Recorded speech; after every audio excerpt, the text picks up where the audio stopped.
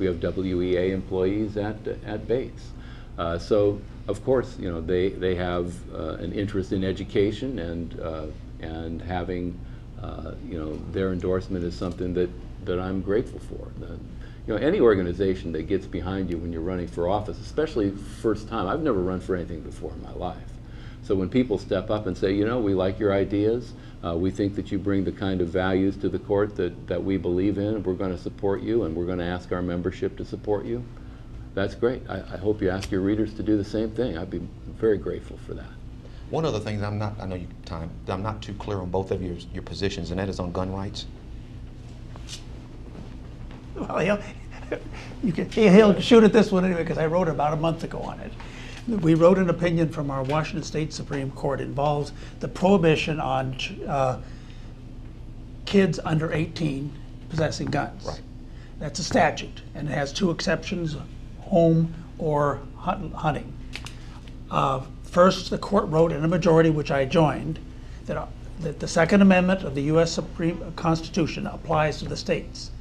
That, of course, 2 weeks later or 3 weeks later, the U.S. Supreme Court saw the same thing. So we know that. I went on to write, no, there's more to this story than that. The Washington Constitution, not only do we not have any militia clause qualifier, but our Washington Constitution says you have an individual right to keep and bear arms in defense of yourself.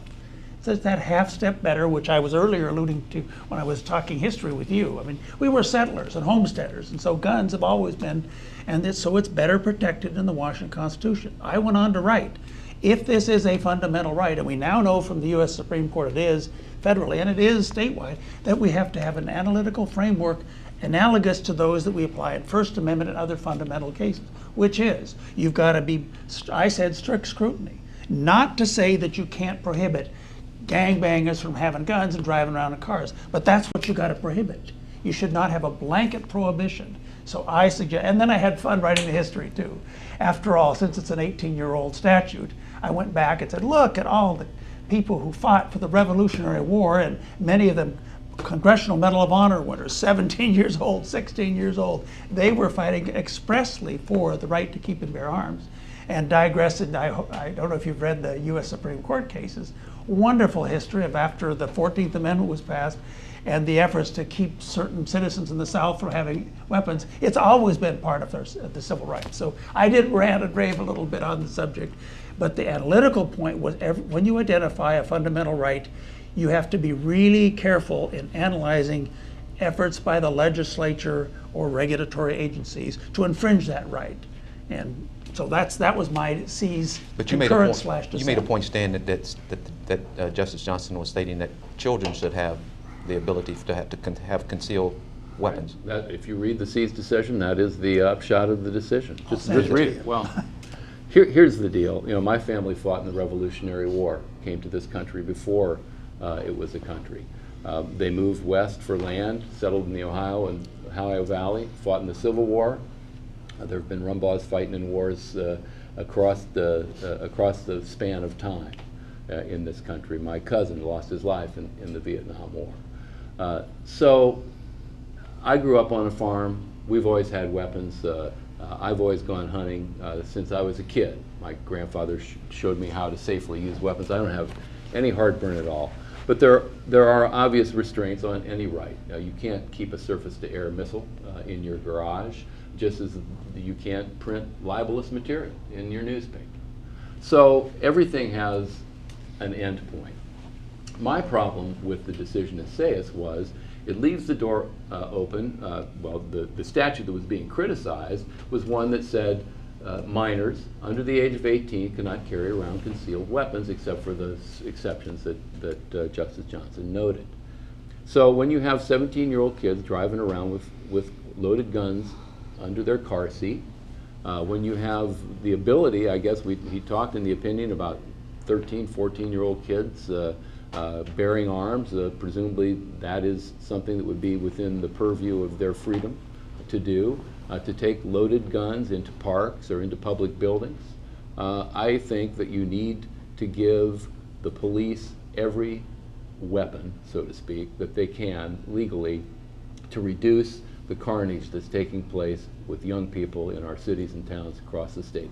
We're not fighting the Revolutionary War with muskets anymore. We have drug wars, we have gang wars. The blood of our children is spilling on the sidewalks and the street of every city and town across this state, and it's terrible. And so when you pass a law, you know, and you say, well, you have to have strict scrutiny attached to anything that prohibits or curtails the right to bear arms, I don't know what more compelling governmental interest there is than to restrict concealed weapons from our kids. You know, there's a difference when you're hit 18 years old and you reach the age of majority. A lot of things change. But I think you can go a long way with stopping the violence in our streets and the needless and senseless killing of our children if you have available to the police some method by which they can take the guns away from these kids. That's all. Let me, quick, can I get in one question? Okay, Karen.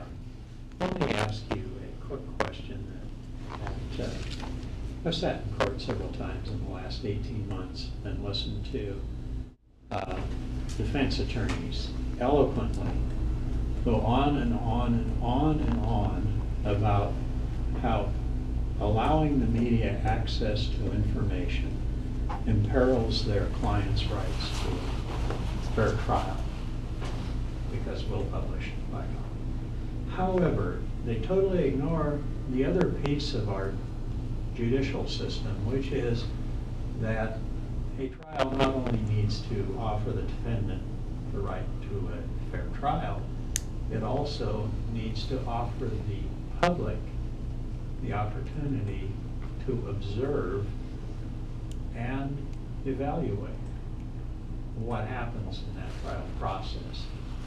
And I'd like to hear from each of you how you think you balance that when you sit down in the court. How does a judge balance that?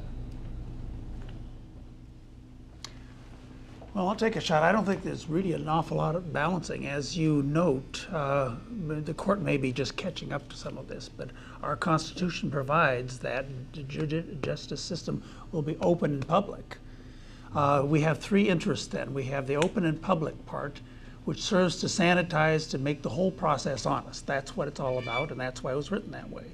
We have the rights of the defendant, and then the victim or the jury rights. The last two cases that our court has written that dealt with this issue, one was MoMA and one was Strode, and where they had excluded the public for some or part of the jury selection was.